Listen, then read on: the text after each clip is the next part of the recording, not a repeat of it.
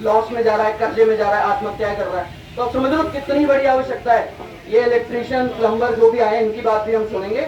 अभी मैं अजय सैनी, हमारे कैब सेक्टर के कैब सेक्टर में जितने संघर्ष राजस्थान में हुए हैं, इन्होंने भी बहुत संघर्ष किया है हमारे साथ में, बिना स्वार्थ के, बिना कोई लाभ के इन्होंने किया है। गालियां बकी है, ज्यादातर गालियां मिली हैं आपको सही बताऊं तो, लेकिन अब ये जो काम हो रहा है इंपॉर्टेंट काम हो रहा है, तो गालियां पड़ती है, पढ़ते रहने दो, हमें हमारा काम करते रहना, ठीक है। सभी को जिंदाबाद।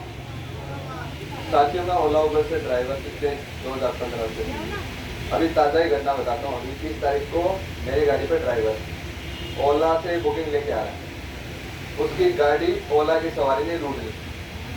तो लूटी किसने?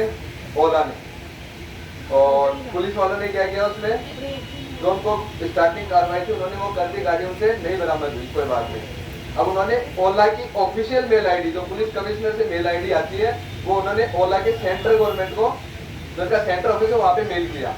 तो उनका आज तक 30 तारीख को गाड़ी लूटी थी, आज शायद 21-20 तारीख हो गई, अभी तक उनका कोई जवाब नहीं है।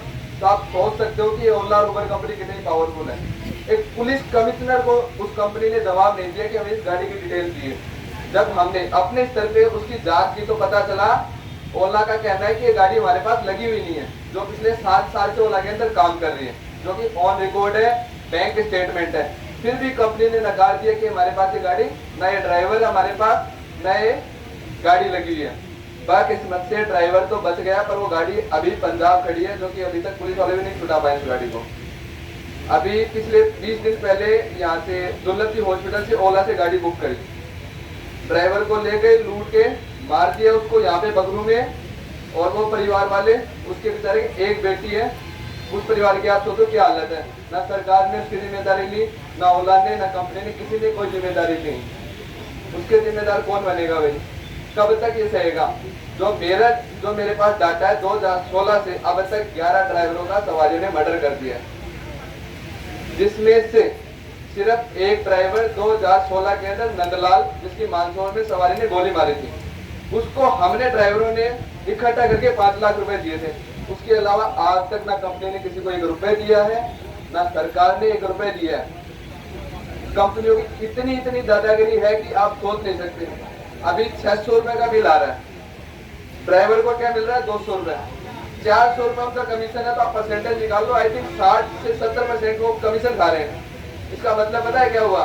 कंपनी मजे में मलाई खा रही है, ड्राइवर शाम तक 500 रुपए कमा के जा रहा है, घर पे बच्चों को पाल रहा है, कैसे पाल रहा है वो जाने, उसका काम जाने। कंपनी का क्या है? सिर्फ एक सॉफ्टवेयर है। कोविड के बाद इन कंपनियों का पूरे इंडिया से ऑफिस खत्म है। आप ओला में जाओ, उबर में जाओ, किसी का भी यहाँ पे ऑफिस नहीं है, सब दलाल छोड़ दिए इन्होंने प्राइवेट सेक्टर में, जो पैसा लेके गाड़ी लगाते हैं, पैसा लेके काम करते हैं। तो सरकार के पास भी इतना पावर नहीं है कि इनको भी बंद कर दें। अब रही आरटीओ की बात, परिवहन विभाग के पास इन कंपनियों का लाइसेंस है, वो लाइसेंस भी नहीं है इनके पास, ऑथोराइज लाइसेंस भी नहीं है पिछले 7 साल से, ताकि कितनी गाड़ियां लगाएंगे, कैसे ड्राइवर काम करेंगे, कितने घंटे करेंगे, इनके पास कुछ भी डाटा नहीं है। तो इन कंपनियों से लड़ने का एक ही समाधान है कि गिग वर्कर बोर्ड बनेगा, तो इन कंपनियों की जिम्मेदारियां बनेगी, सरकार की जिम्मेदारी बनेगी। तो इसलिए सभी भाई एकजुट रहेंगे तो सबको हिस्सा सबको मिलेगा। 100 रुपए आएगा तो 1 रुपए सबको मिलेगा, 100 में 100 बटेगा। अभी क्या कंडीशन है? सरकार के पास भी पैसा आ रहा है, वो आप तक नहीं पहुंच रहा, कंपनियों का आ रहा है वो डायरेक्ट सरकार के पास जा रहा है। तो आपका तो लेना देना, आप तो बिचौली हो गए, आपकी तो कहानी खत्म है। मजदूरी करो और जाओ घर पे, कौन पूछने वाला है? अभी आपकी आईडी बंद